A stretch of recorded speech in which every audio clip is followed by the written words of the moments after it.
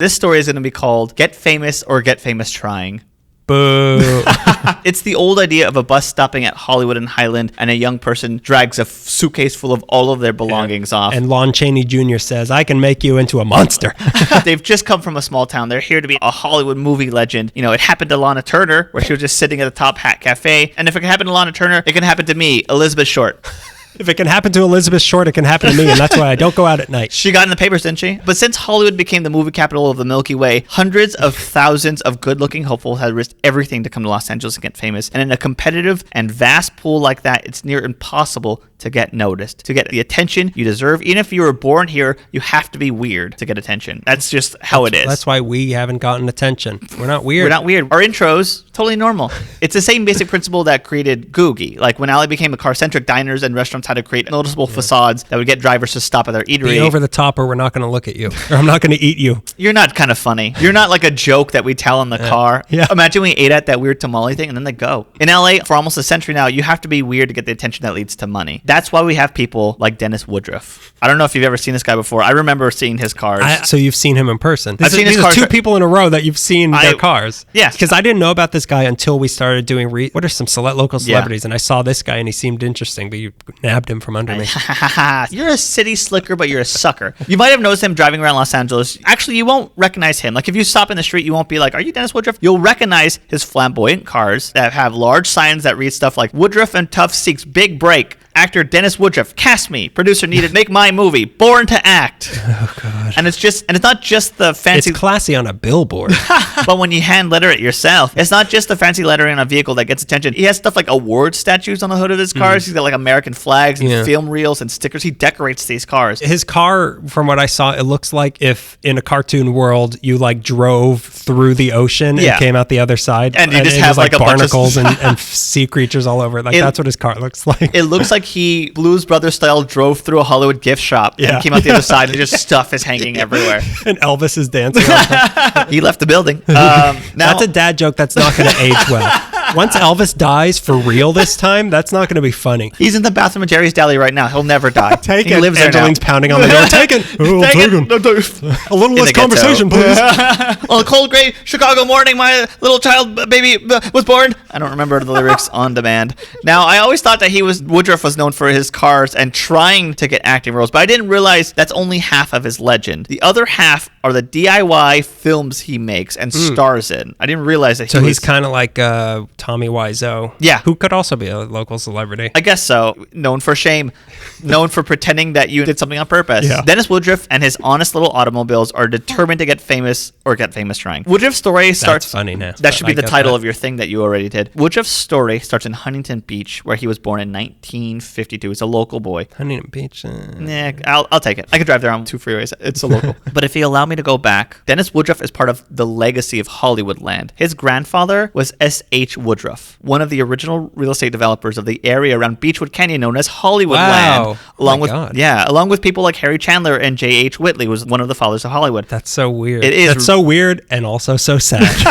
But it's also so LA that, my grandfather helped build that. Yeah. But my dad was an extra on that movie that you loved. Can you hire me? In 1923, Grandpa Woodruff became the head of the Hollywood Land Real Estate Development. That same year, the most famous billboard for advertising real estate in Los Angeles was erected, the Hollywood sign. And as monumental as that sign is as a landmark, let's also remember that it's a gimmick, an adored and revered historical gimmick. And let's all acknowledge that we've all moved past that in society. No more gimmicks for anybody. We've seen them all already. We have like a dog that runs in circles every time we say like a bad word. Sparky! Every time he barks, we get like $2 on Patreon or something weird. The dog gets the money because he's way more popular. You're that dog from LA Meekley.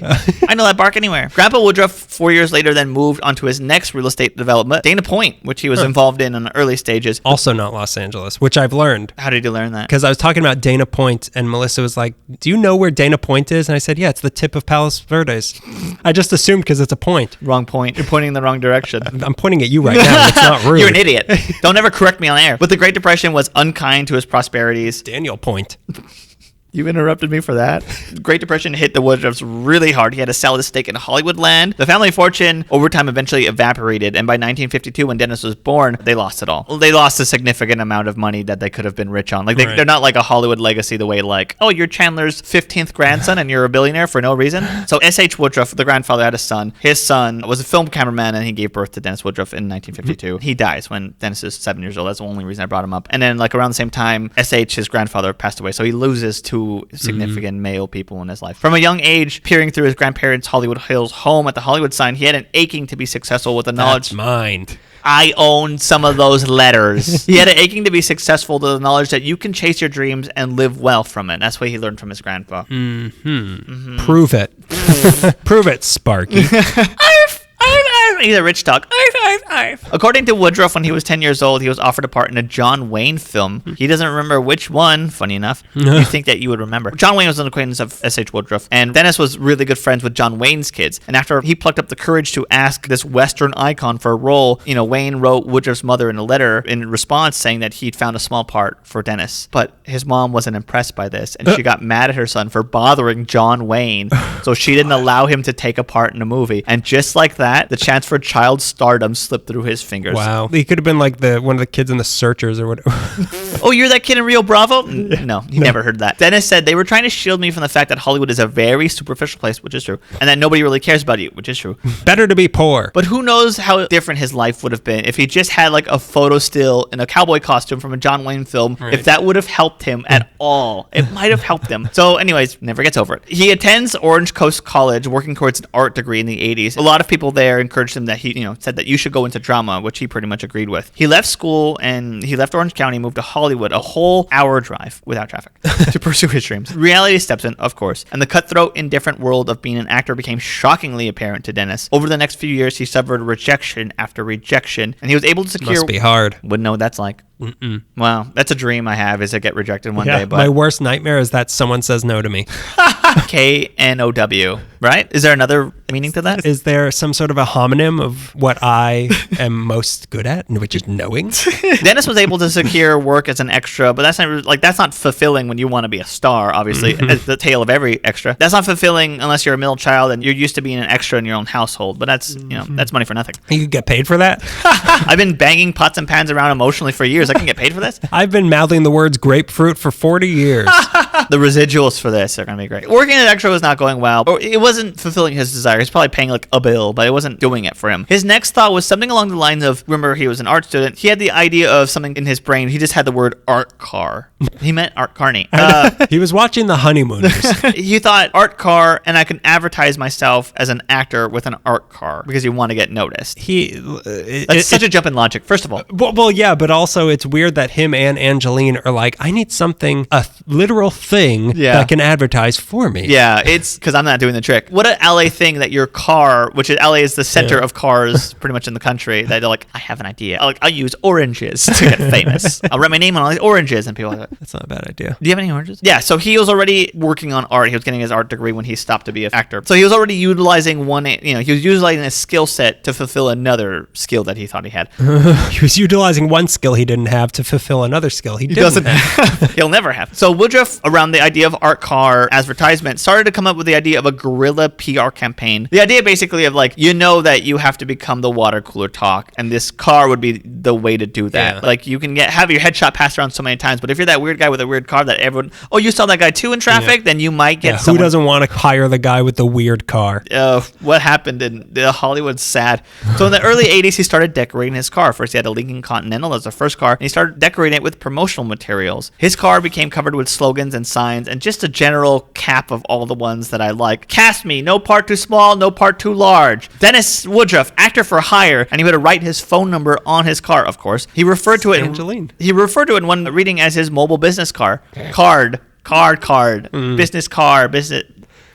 By the way, the number is 323-309. 1282. All these people that we're talking about that are still alive, They want you to contact them. We're giving you the Yeah, contact. he's had several different cars through the years: a Lincoln Continental, a '77 Cadillac, a Crown Victoria, a Plymouth Colt. Through the years, his cars have had agents' phone numbers, headshots. One LA Times article said mugshots. I don't know if they mean headshots. He's had bumper stickers, that say Dennis Woodruff on them. Some of his signs through the years have said stuff like "Born to Act" and "I break for auditions" and "Keep me apart." He would hand out flyers and tell people, "I'm the next Tom Cruise. How you doing?" Oh, God. He became a fixture at Fairfax and Sunset and Hollywood and Highland, where he'd park his car and let it get free publicity for him. So he would just park his car, and people were like, "That's a wacky car," and they'd take pictures. You'd see his famous car parked in motel lots where he slept when he couldn't afford a room anywhere. Where he would be doing illicit drugs. He would sleep in his car when he couldn't afford a room. He'd be shaving and showering at the local gym to stay ready for his big role. Other times he'd park his car near or at the Mad Chinese Theater, this was his calling card. Then he would take the bus back to his apartment while he waited for the studios to call. The amount of tickets he probably got. Probably a lot. I mean, you should know. You get tickets in Hollywood all the time. You're funny. I don't get tickets. I get towed. At the That end means you've made it. you're that guy's a car that I just towed. It's like a Blockbuster. Can I get your signature on this $300 receipt? You got your towing card?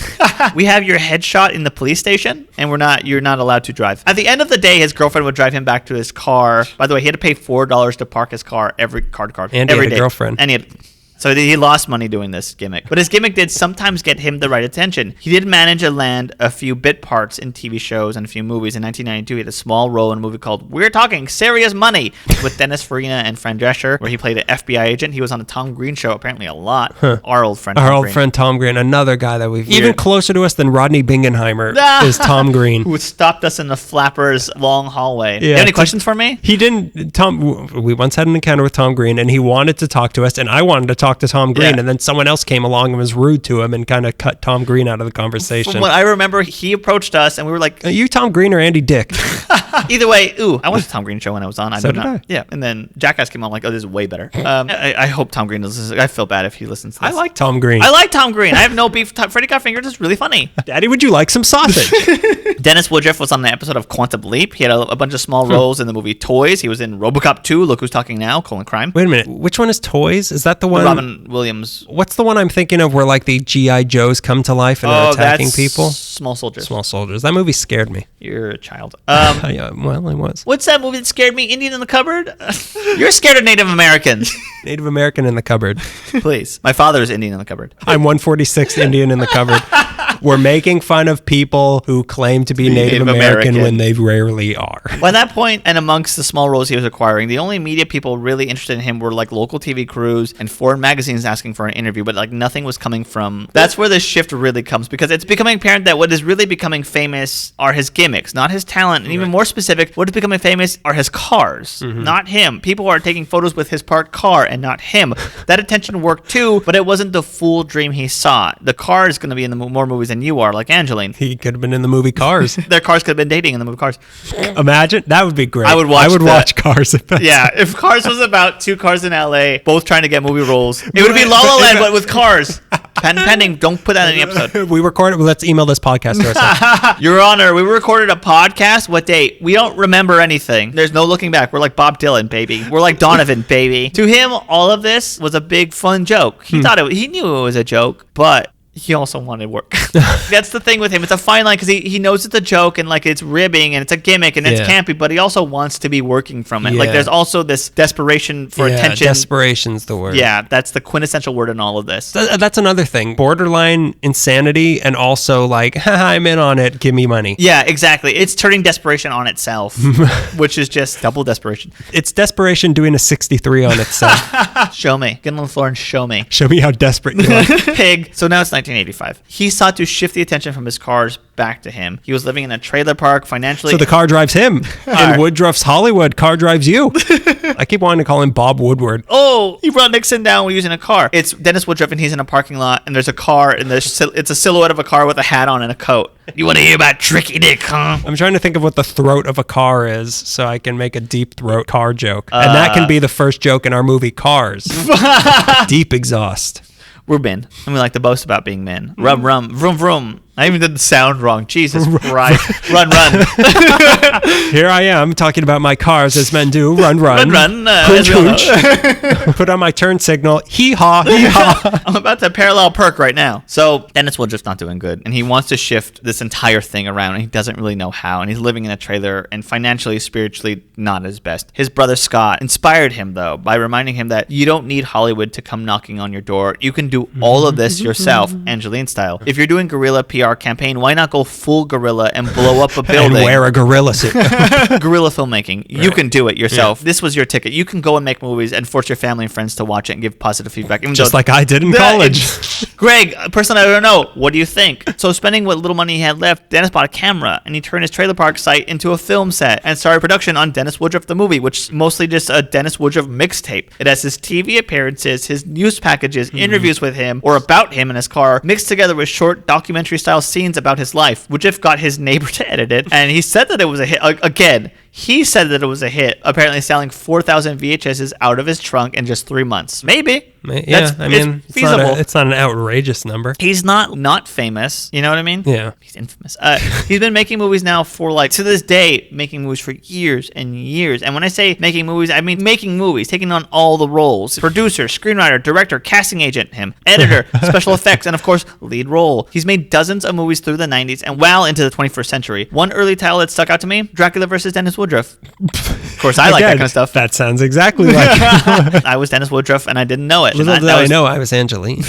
He teamed up with a guy named Keith Kurlander, and the two started putting together movies with titles like Obsession Letters to David Lynch, Horrors and the Laundromat, and Spaceman. The Spaceman role is like a big thing with him. Apparently, he thought he was Spaceman for a while. So far, he's made something like 27 movies and managed to sell 100,000 copies of them out of his trunk of his car, mostly to tourists. You can download these off his website, Dennis Woodruff. Are they on Netflix? DennisWoodruffShow.com. He's doing pretty well. He says he's selling his films online and makes about $400,000 a year from all of this. That is a lie. No. I'm getting show me your taxes. Show me the receipts. Yeah. Were you born in Kenya?